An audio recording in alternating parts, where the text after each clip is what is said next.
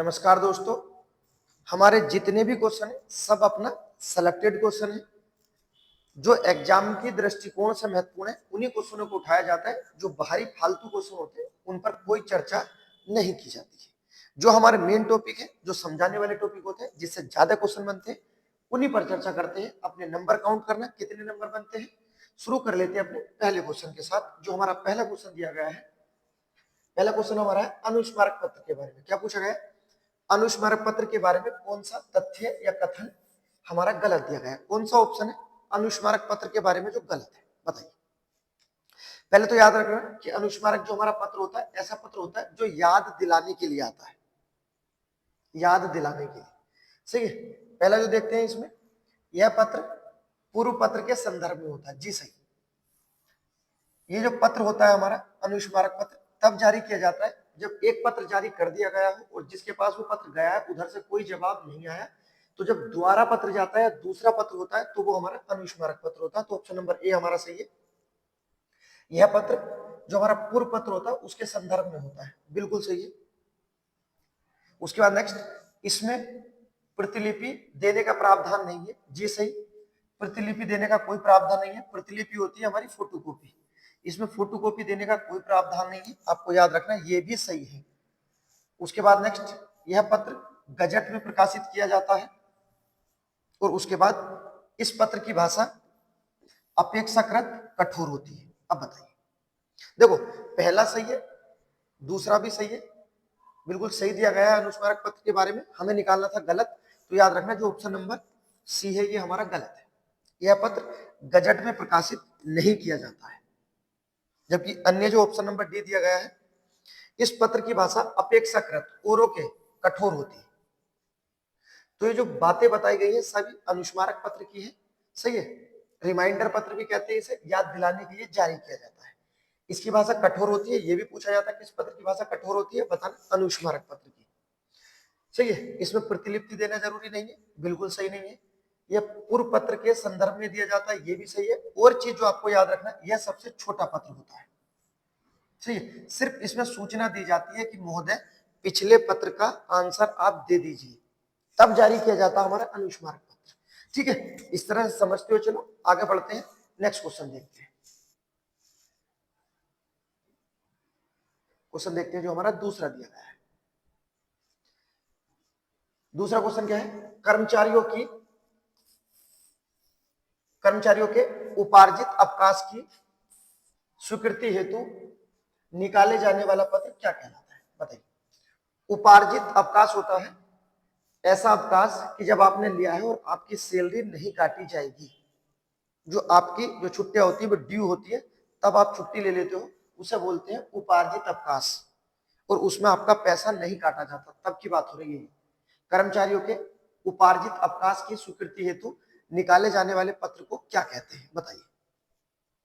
अनुस्मारक के बारे में तो अभी पता हम, ये तो याद दिलाने के लिए होता है। परिपत्र, ये तो अन्य सरकारों को जारी किया जाता है, शासन का आदेश नहीं होता। तो क्या बना हमारा?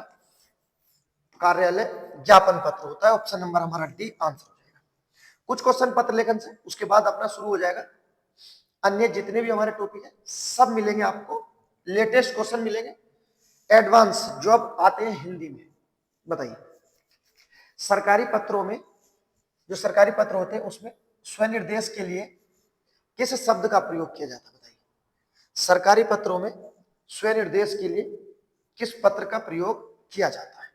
स्वनिर्देश का मतलब समझते हो? जो आदमी स्वयं लिखने वाला होता है, स्वनिर्देश, अपने बारे में जो लिखने वाला होता है, ये बताना है। सरकारी पत्रों में स्वनिर्देश के लिए किस शब्द का प्रयोग किया जाता है? स्वनिर्देश मतलब अपने लिए। तो अपने लिए महोदय का तो नहीं करेगा, महोदय का तो दूसरे के लिए होता है।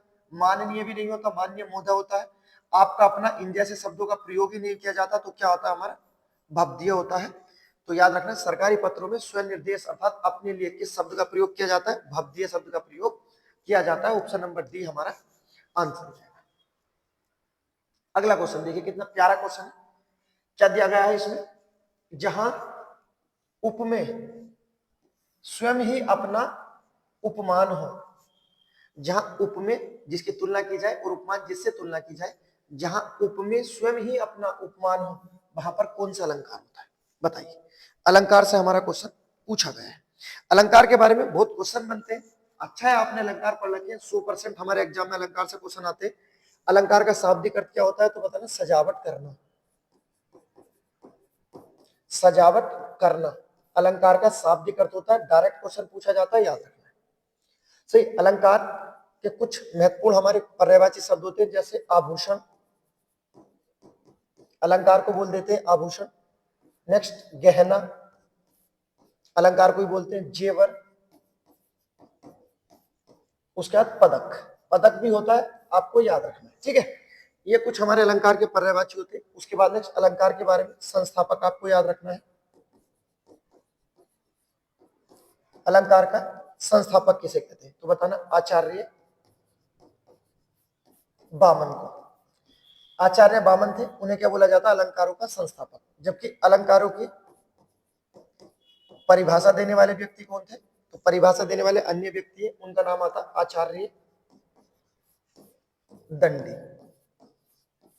परिभाषा आचार्य दंडी ने दी थी, संस्थापक आचार्य बामन है।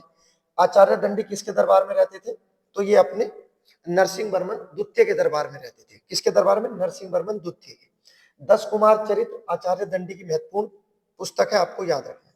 उसके बाद नेक्स्ट अलंकारवादी कवि किसे कहा जाता है तो बोला जाता है अलंकार वादी कवि। अलंकारवादी कवि या आपको याद रखना अलंकार का सम्राट, अलंकार का बादशाह या अलंकार का सुल्तान। ये जितने भी नाम हैं, अलंकारवादी कवि, अलंकार का सम्राट, अलंकार का बादशाह, अलंकार का सुल्तान, सब किसके लिए, केशवदास जी के लिए। किसके लिए, केशवदास। केशवदास किस काल के थे तो बताना, केशवदास रीति काल के सबसे बड़े कवि थे। किस काल के, रीति काल के। और रीति काल में ही सर्वप्रथम अलंकारों का प्रयोग हुआ, ये भी आपको याद रखना है कि अलंकार का प्रयोग सर्वप्रथम किस काल में हुआ था तो बताना, रीति काल से शुरुआत हुई थी अलंकारों की। ये जानकारी थी, आपको याद रखना है। अब बताइए जो क्वेश्चन हमारा पूछा गया है, देखो बिल्कुल बेसिक है, आपको याद रखना। आपको ये मत बता देना, आप ऐसा मत कहना कि जहां दिया गया है जहां उपमेय स्वयं को अपना उपमान माने, वहां क्वेश्चन पूछा, ये मत कहना। उपमेय और उपमान में आरोप लगाया जाता, आरोप लगाया जाता है रूपक अलंकार में, ठीक है। और बात कर लेते हैं संभावना, तो संभावना आती है उत्प्रेक्षा अलंकार में। लेकिन यहाँ ना संभावना पूछी है ना आरोप लगाया है, दोनों चीजें अलग है। यहाँ बोला है जहां उपमेय स्वयं ही अपना उपमान हो, वह कौन सा अलंकार होता है तो अनन्वय अलंकार होता है। ऑप्शन नंबर बी हमारा आंसर है, ठीक है। उपमेय अलंकार में कुछ ऐसा नहीं होता। उपमेय अलंकार में तो संभावना सा सी के माध्यम से आती है, सा सी से जैसे शब्दों का प्रयोग किया जाता है उपमेय अलंकार में। प्रतीप अलंकार तो उल्टा होता है उपमा का, और उत्प्रेक्षा अलंकार अलग होता है, इसमें संभावना दर्शाई जाती है कि मानो मने हूं जानो जिने हूं। तो ये जो हमारा क्वेश्चन है अलग क्वेश्चन है, आप इसे जोड़ कर मत पढ़ना कि रटना मत, समझते हुए चलना। अगर यही होता ना क्वेश्चन, देखो एक चीज और सुन लो, यहाँ होता है ये दिया गया उपमेय और उपमान में आरोप लगाया जाता है, अगर शब्द आरोप से होता तो हमारा रूपक अलंकार आंसर हो जाता। और यही अगर एक और क्वेश्चन बनता कि जहां उपमेय और उपमान में संभावना दर्शाई जाती तो संभावना उत्प्रेक्षा हो जाता, आरोप रूपक हो जाता, डायरेक्ट क्वेश्चन पूछे जाते हैं। लेकिन यहाँ क्या है, उपमेय स्वयं ही अपना उपमान हो, वहां क्या हो जाता है अनन्य अलंकार। ऑप्शन नंबर बी होगा, याद रखना है। किसी को डाउट हो चेक कर सकते हैं, गूगल कर सकते हो, कुछ आपको ऐसा नहीं होगा, पहले ही देख लिया जाता है, विस्तार पूर्वक कर लिया जाता है, सही है। तभी अपना कोई इस तरह से चर्चा की जाती है। अगला क्वेश्चन देखते हैं जो हमारा दिया गया है, किस प्रारूप में संबोधन और स्वनिर्देश, बताइए किस प्रारूप में संबोधन और स्वनिर्देश नहीं होता तो याद रखना जो दिया गया है, सरकारी पत्र, परिपत्र, अनुस्मारक या ज्ञापन पत्र। किसमें नहीं होता तो बताना ज्ञापन पत्र में नहीं होता, ठीक है। ना ही इसमें संबोधन होता, ना ही इसमें स्वनिर्देश होता। ज्ञापन पत्र कब जारी किया जाता है, सही है, जैसा कहीं पर बाढ़ आई है और तब आप अपने अधिकारी को लिखोगे तब ये पत्र जारी किया जाता है, ज्ञापन पत्र। उसके बाद देखते हैं नेक्स्ट अगला क्वेश्चन, एक और आया हमारा अलंकार से दिया गया है। क्या दिया गया देखो, परिभाषा ही पूछी, और मैंने आपसे हमेशा बताया होगा कि आप अगर अलंकार को पढ़ना है, आप अलंकार की परिभाषा, जो अलंकार होते हैं उनकी परिभाषा पढ़ लो, ठीक है। 70% वहीं से कंप्लीट हो जाते हैं।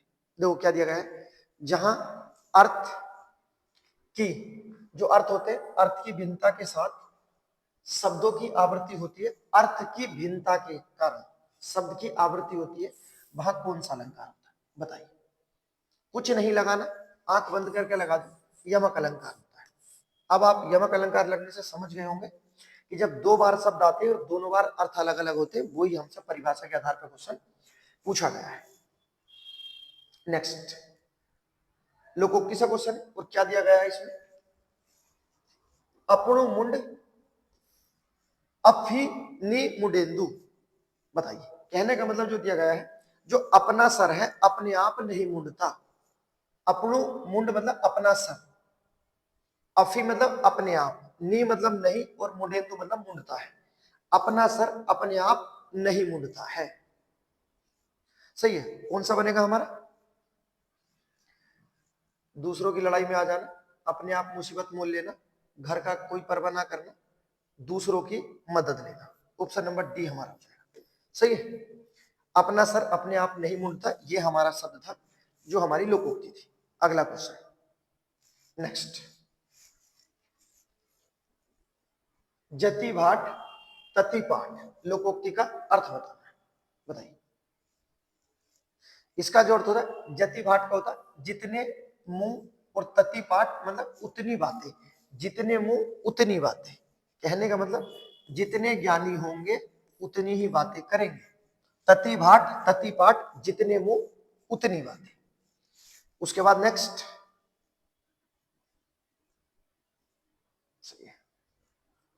अगला क्वेश्चन देखते हैं जो हमारा दिया है। देखो, अच्छा क्वेश्चन है। क्या दिया गया है? दिए गए विकल्पों में कौन सा शब्द पुल्लिंग और स्त्रीलिंग दोनों में आता है? बताइए। कौन सा ऐसा शब्द है जो हमारा स्त्रीलिंग भी है पुल्लिंग भी है, दोनों में आता है? बताइए। चील, चील तो स्त्रीलिंग है, इसे पुल्लिंग कैसा बनाएंगे? चील का पुल्लिंग क्या होगा? तो इसके आगे नर लगा देंगे, नर चील हो जाएगा। सही है। विद्वान का विदुषी होता है। खरगोश, तो ये हमारा पुल्लिंग है, इसके आगे हम क्या लगा देंगे? मादा खरगोश कर देंगे, तो ये इसका स्त्रीलिंग हो गया। तो बचा क्या? ऑप्शन नंबर डी है। ये हमारा क्या है? स्त्रीलिंग में भी आता है, पुल्लिंग में भी आता है। ऑप्शन नंबर डी हमारा आंसर हो जाएगा। सही है। उसके बाद देखते हैं नेक्स्ट क्वेश्चन दिया गया है अगला, अति लाड बड़ी खाट का क्या अर्थ होगा? बताइए। अति लाड़, अति लाड़ का मतलब होता है बहुत अधिक प्यार करना, ज्यादा नहीं कहते, अति हो गई, अति लाड़, लाड़ मतलब प्यार करना। बड़ी खाट, बताइए। ज्यादा प्यार सही नहीं होता, ये हमारा इसका आंसर हो जाएगा। ज्यादा प्यार सही नहीं होता, अति लाड़ बड़ी खाट, ज्यादा प्यार सही नहीं होता। अगला क्वेश्चन बताइए। वर्णमाला से क्वेश्चन दिया गया और क्या पूछा है? निम्नलिखित वर्णों में कंठ का चयन करना है। वर्णमाला से क्वेश्चन है, क्या पूछा है? निम्नलिखित में कौन सा हमारा कंठ होने वाला है, ये क्वेश्चन पूछा गया है। बताइए कंठ के बारे में। अब देखो, कंठ से क्या है? शुरू में ए और घ दे दिया, मतलब स्वर भी और व्यंजन भी मिक्स करके क्वेश्चन पूछा है कंठ के बारे में। तो देखो, स्वरों में क्या क्या आता है हमारा कंठ? स्वरों में हमारा एक तो ए आता है और आ जाता है। सही है, ये याद रखना। उसके बाद नेक्स्ट जो हमारे स्पर्श व्यंजन होते हैं, स्पर्श व्यंजन में जो हमारा कै वर्ग होता है, जैसे कै, ख, ग, घ और अडंगा, ये गंगा वाला अडंगा होता है, ठीक है। ये क्या होते हैं? हमारे सब कंठ होते हैं, ये भी याद रखना। उसके बाद नेक्स्ट अगला दिया गया है हमारा उष्म संघर्षी। तो जो उष्म संघर्षी होते हैं उसमें हमारा जो है होता है, ये हमारा कंठ होता है। सही, उष्म संघर्षी में है हमारा कंठ होता है। अब निकाल लेते हैं जो दिया गया है। देखो, ए भी और घ भी है भी और ख भी है, क्योंकि स्पर्श व्यंजन में तो सभी है, कै और ए भी है, उपरोक्त सभी हो जाएगा। ऑप्शन नंबर डी हमारा आंसर हो जाएगा। इस तरह से क्वेश्चन पूछा है कि स्पर्श व्यंजन भी उठा लिया आपके, उसके बाद उष्म संघर्षी भी उठा लिए थे, और स्वरों से भी क्वेश्चन उठाया गया था। ये क्वेश्चन पूछने का तरीका था। उसके बाद देखते हैं पर्यायवाची पूछा, और किसका पर्यायवाची पूछा? नाग नतक बताना है। नाग नतक किसका पर्यायवाची शब्द है, बताइए। नाग नतक किसका पर्यायवाची? कुबेर, हंस, हाथी या गरुड़ का। नाग नतक अर्थात नाग को खाने वाला। नाग नतक नाग को खाने वाला अर्थात गरुड़ होता है। बहुत महत्वपूर्ण है, कई बार एग्जाम में पूछे जाते हैं इसके पर्यायवाची, तो याद रखना। जैसे होते हैं खगेश, क्या होता है? खगेश। उसके बाद खग लिखना, खगपति, खगेश, खगपति। नेक्स्ट पन्नागारी, उसके बाद उरगारी। तो गारी गारी आ गए और खगेश खगेश आ गए। खगेश खगेश, खगपति, पन्नागारी, उरगारी। उसके बाद नेक्स्ट आएगा हरियान। हरि का यान था ये, तो हरि का यान था तो हरियान हो गया। गरुड़। उसके बाद नेक्स्ट बातने, बातने। बातने के बाद आता सुपर्ण।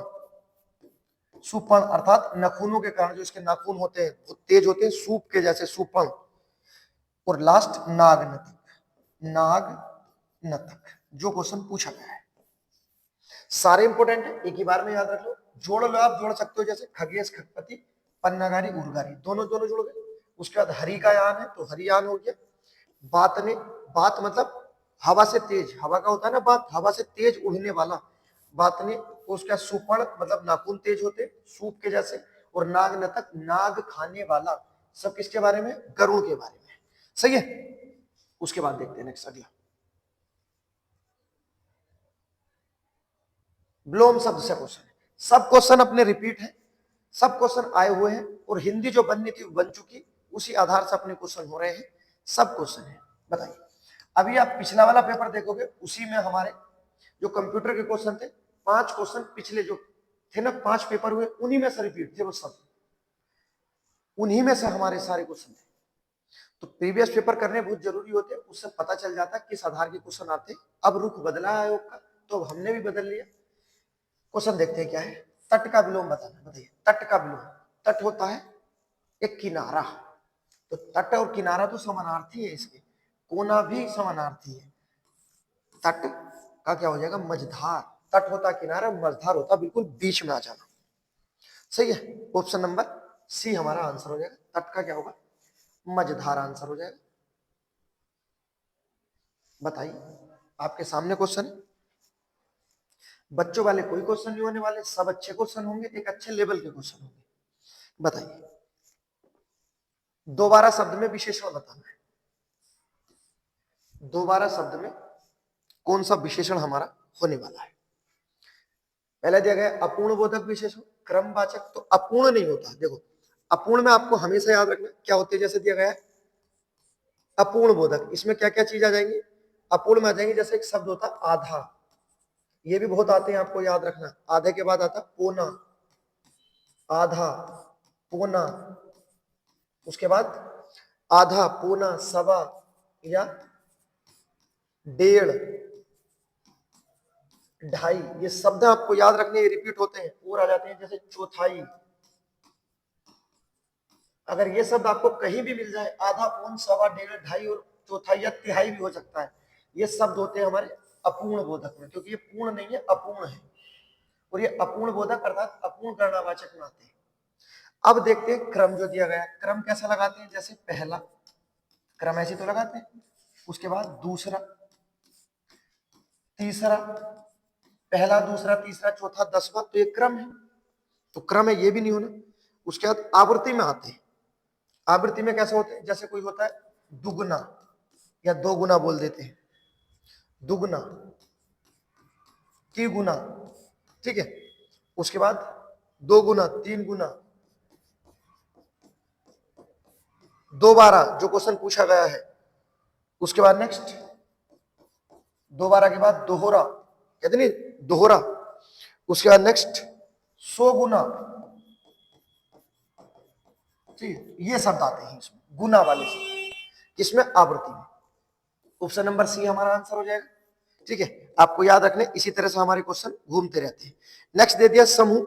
समूह किस तरह से बनेगा, जैसे दोनों, दोनों का ग्रुप बन गया समूह, दोनों, तीनों, सब, ये सब क्या है हमारे समूह बन जाएंगे। तो इस आधार से आपको रटने नहीं है, बस समझते हुए चलना है। सही है। और ये जो क्वेश्चन हमारे निश्चित संख्यावाचक के अंदर से क्वेश्चन पूछे गए हैं, आज क्या पूछा गया है, दोबारा। देखो कुछ भी हो सकते हैं, क्योंकि हिंदी एक भाषा है, सब्जेक्ट नहीं है। तो यही कारण होता है कि हिंदी में जो आप अपना टारगेट बनाते हो उस तक पहुंच नहीं पाते हो। उम्मीद कर लेते 17-18 आएगी, लेकिन आते कितने हैं, 10-11-12, क्योंकि हिंदी को रटने की कोशिश करते हो, रटना नहीं है। आप यहाँ पे देखो जो दिया गया आधा पौना सब आगे से कभी आए लगा देना, पूर्ण बोधक होता 1 2 3 तो पूर्ण बोधक हो जाते। क्रम कैसे लगाते हैं, पहला दूसरा तीसरा 10वां 11वां 15वां सब। आवृत्ति में 2 गुना 3 गुना 100 गुना 10 गुना 2 बार दोहरा। समूह कैसे बनाते हैं, दोनों तीनों चारों सब पांचों, इस आधार से है। सही, तो रटो मत, चीजों को समझो। अगर आप रटोगे तो हिंदी कंप्लीट नहीं हो पाएगी, अगर आपने रटा नहीं है तो ये गारंटी है आप हिंदी में जरूर नंबर कर जाओगे, आपके पूरे भी आ सकते हैं।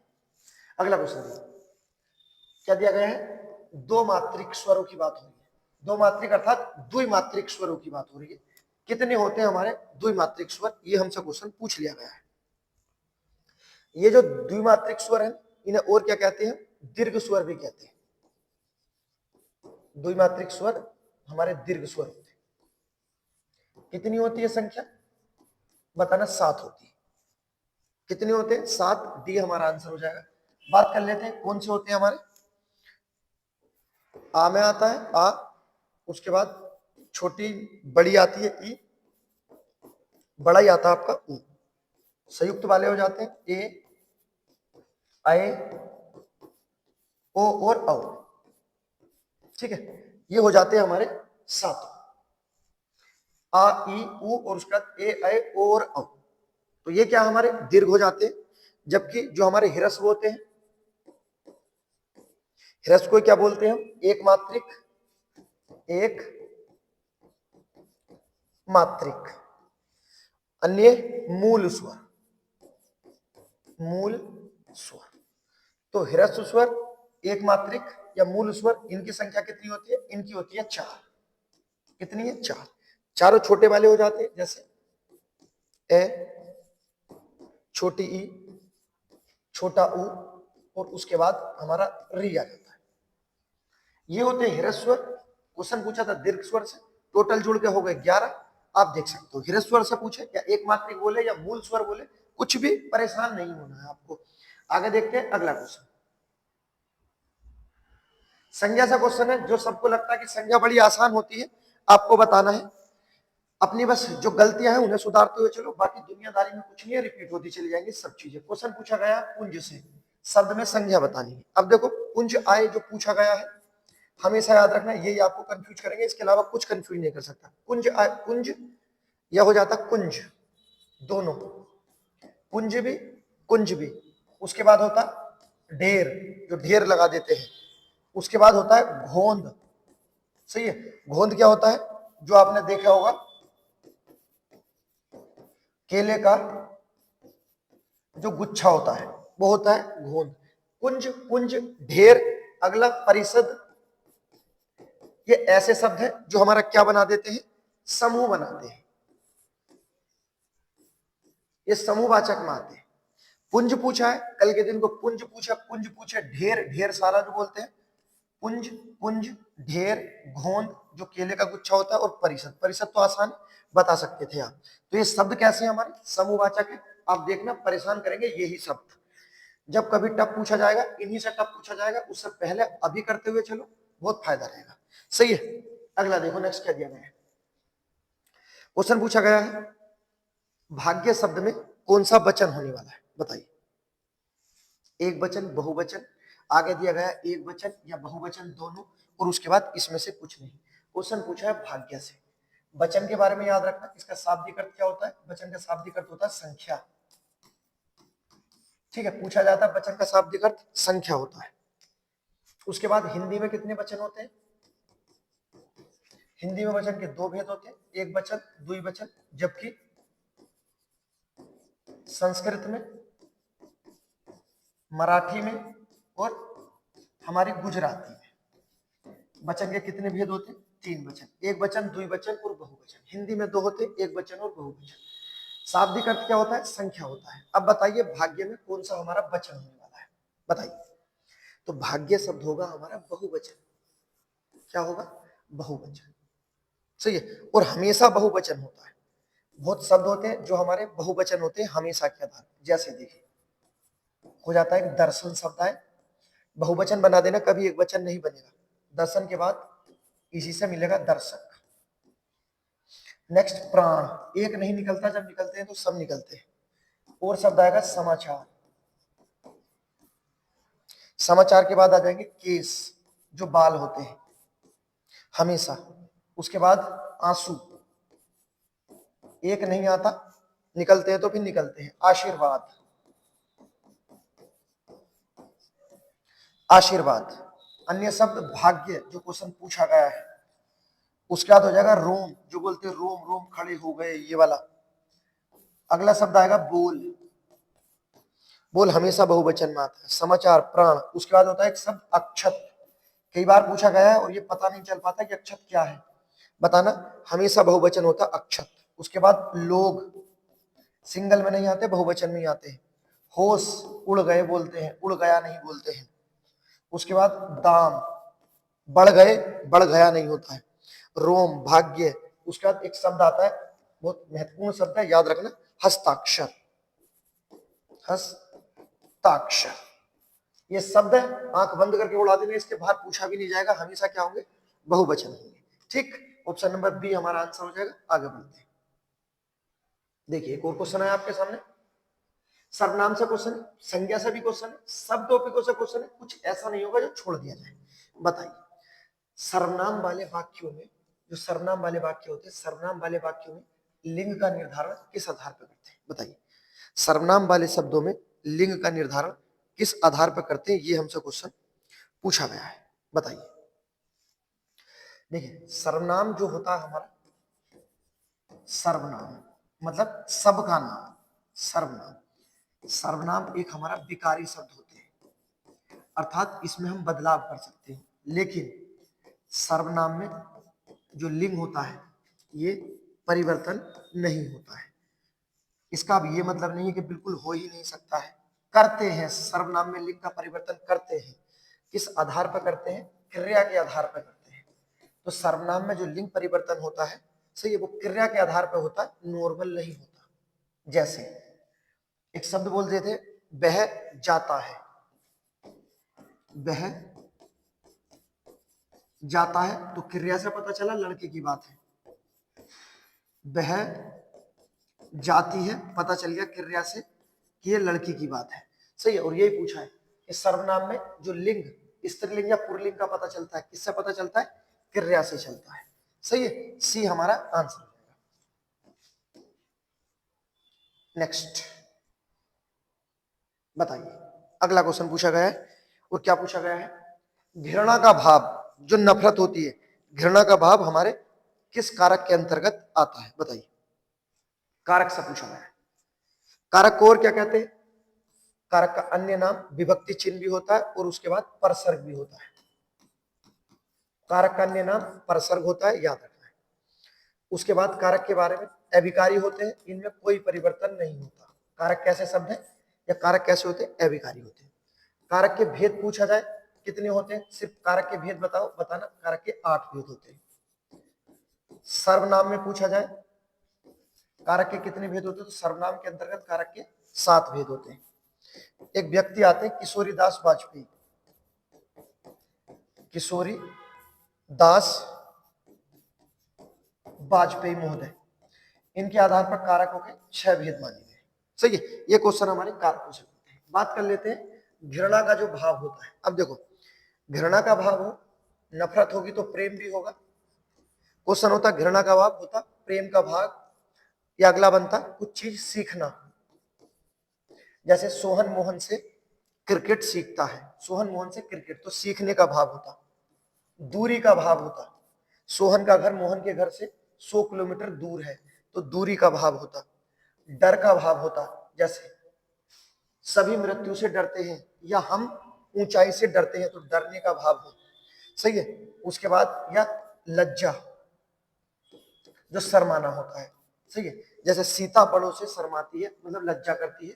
तो ये आपको याद रखना, जहां कहीं भी आपको ये चीज मिल जाए, लज्जा का भाव, डरने का भाव, दूरी का भाव, सीखने का भाव, प्रेम का भाव, घृणा का भाव, आपको क्या लगा देना है, एकदम सब हो जाएगा हमारा अपादान कारक। ऑप्शन नंबर डी हमारा आंसर निकलेगा, अपादान कारक। यहीं से क्वेश्चन बनेंगे, घृणा, प्रेम, सीखना, दूरी, डर, लज्जा, ठीक है, याद रखना। उसके बाद यदि कोई चीज सदा के लिए दे दी जाती तो आपको पता वो संप्रदान कारक में आ जाती। जैसे राजा ने गरीबों को कंबल बांटे, कोई साधन का बोध होता, साधन, ठीक है। इसमें क्या होता है, कोई चीज सदा के लिए दे दी जाती है, सदा के लिए, हमेशा, अब वापस नहीं मिलेगी। जैसे गिफ्ट होते हैं, या आपने किसी को नमस्ते की, वापस नहीं ले सकते। किसी ने आपको आशीर्वाद दिया, आपने देवी देवताओं को कोई चीज चढ़ाई, तो वो हमेशा के लिए दे दी जाती है, संप्रदान कारक होता है। कर्ण में क्या होता है, एक साधन का बोध होता है, किसी चीज से कोई साधन बनेगा। जैसे सोहन बस से घर जाता है, तो एक साधन पता चला है, सही है। कर्म में तो कर्म करने का बोध होता है, याद रखना है, सही है।